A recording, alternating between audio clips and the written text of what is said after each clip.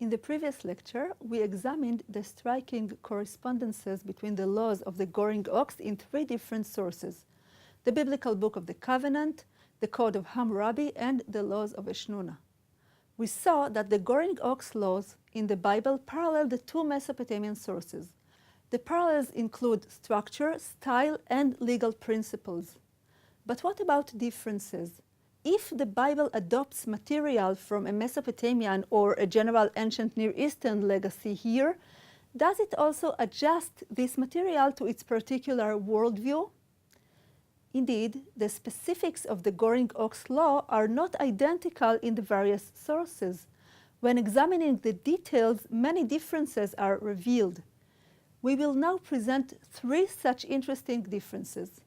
The first difference we shall discuss regards the warned ox, that is, an ox known for its goring habits, which is now gored to death again.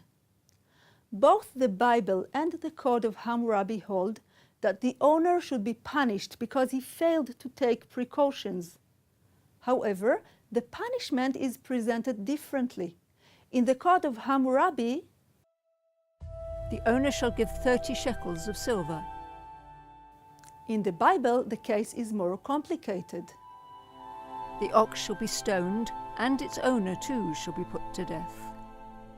If ransom is laid upon him, he must pay for the redemption of his life whatever is laid upon him. We see that in the Code of Hammurabi, the owner of the warned ox must pay money for the person killed. Biblical law, on the other hand, imposes a death sentence on the owner and then says that in practice this may be mitigated to paying a ransom fee if such is laid upon him.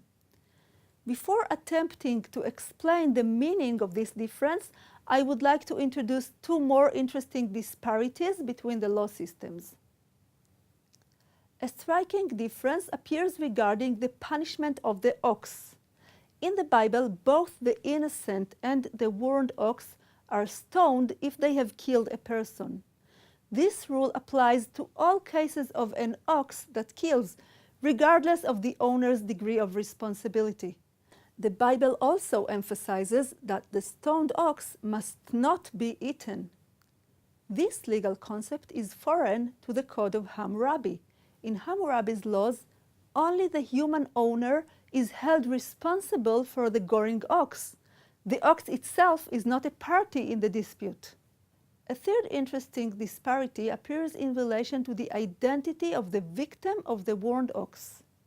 In the Code of Hammurabi, he is defined as a member of the Awilu class.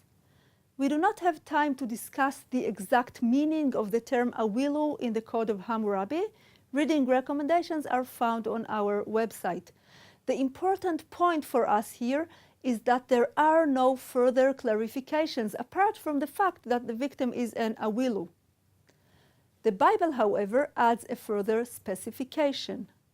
So too, if it gores a minor, male or female, the owner shall be dealt with according to the same rule. This is clearly a biblical addition to the original law.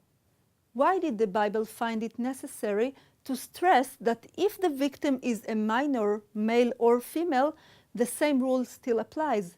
Isn't it obvious? What does it add to what has already been stated? We shall discuss these questions and the significance of other differences we presented in the next lecture.